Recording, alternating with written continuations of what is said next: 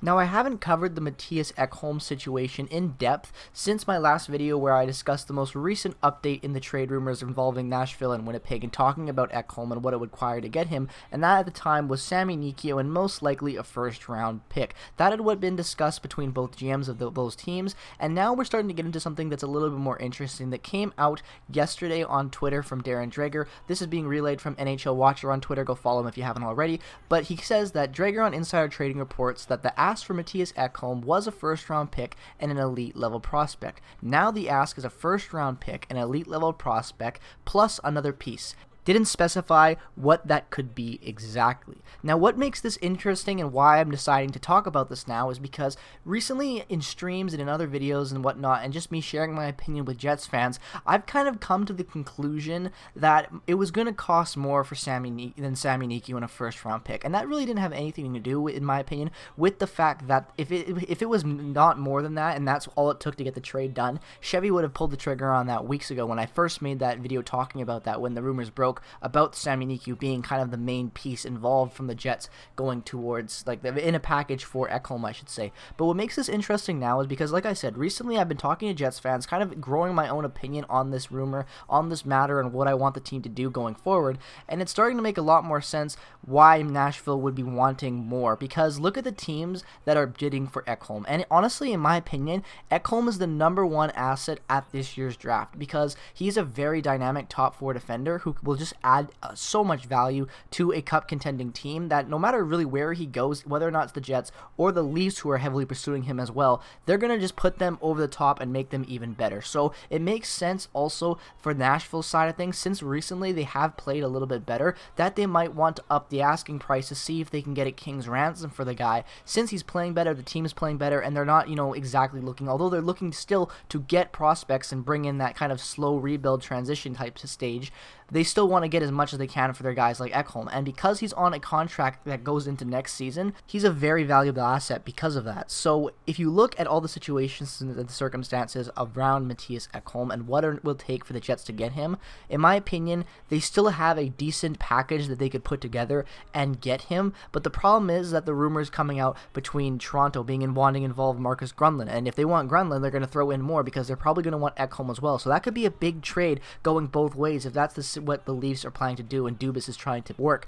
If that's the case with the Leafs, the Jets are going to have to offer a little bit more of a better offer, obviously, than Sami Nikkio in a first-round pick, because if this is true and what Darren Dreger is saying is that they want an elite-level prospect plus another piece, Sami Nikkio in a situation would be that other piece, a guy who is kind of the wild card who you don't know what you're really going to be getting out of, and I think that this is why it makes it a little bit interesting for the Jets, because what prospect, if you look at the cabinet, do you think is expendable? Every Jets fan is going to have a different take, because some Jets fans are going to be on board of trading everybody but Heinola and Perfetti at this point on trying to win now. Obviously, there are other Jets fans who don't want to trade any prospects and want to develop what we have and win with that. And then there are the other side of the coin of that, the third side, where you want to trade, but you don't want to trade the best guys. You kind of want to, look around and see what might be undervalued and try to find the best players that you could be expendable that you won't really affect the way this team moves forward. And in my opinion, looking at this rumor, seeing the elite type of prospect they want, the first real names that come to my mind if you're the Winnipeg Jets trying to make an offer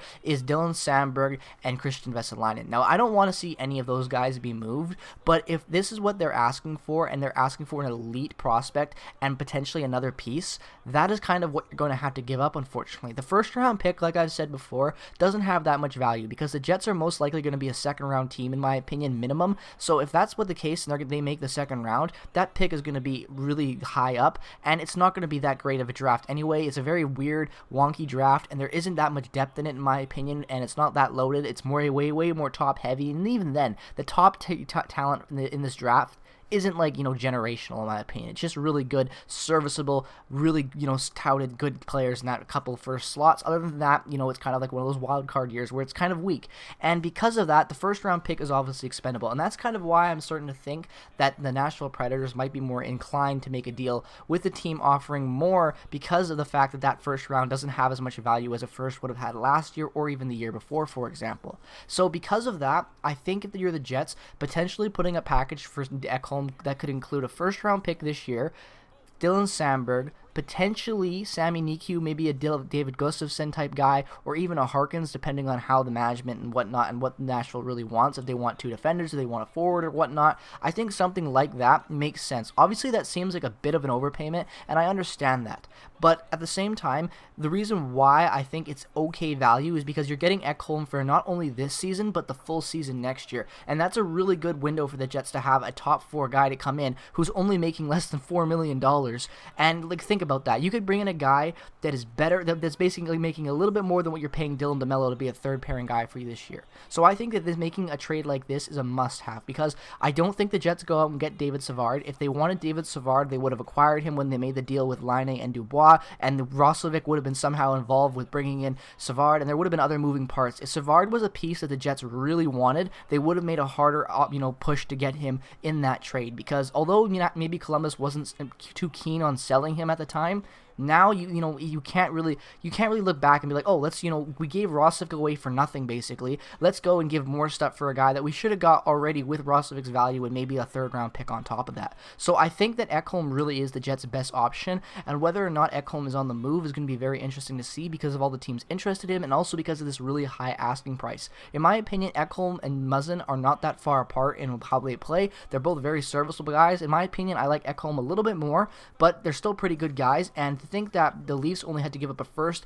and a good prospect, and that was basically it to get a guy like this level of a player. I don't know if teams are going to be bidding an elite prospect, and a really good serviceable another prospect or piece that's already on your roster, plus a 1st round pick, and potentially who knows what else if there are other teams making really good offers. So this could be a really interesting situation to see how it develops in the coming weeks before the deadline. And like I've said before, if the Jets make a move for anybody this year, they're going to make a move before the deadline, I think, to try to help limit that COVID window where they have to quarantine for as much as possible. So this could be an interesting situation that could develop within the next couple days. This tweet really came out yesterday, the day of recording. I'm going to be uploading it on the 24th, the day, obviously, you're watching it right now. So there's a lot to see what could happen with over the next 48 hours and with this still, and I'm interested to see what could happen with this whole type of package, and if the Jets would be even interested in making a package that included Sandberg or Vesalainen. Let me know your thoughts down in the comment section below. As always, if you enjoyed this video and you're a fan of the Winnipeg Jets or a fan of hockey, regardless of the team you root for, definitely consider dropping a subscription down below. As always, follow my Twitter, link in the description as well if you enjoy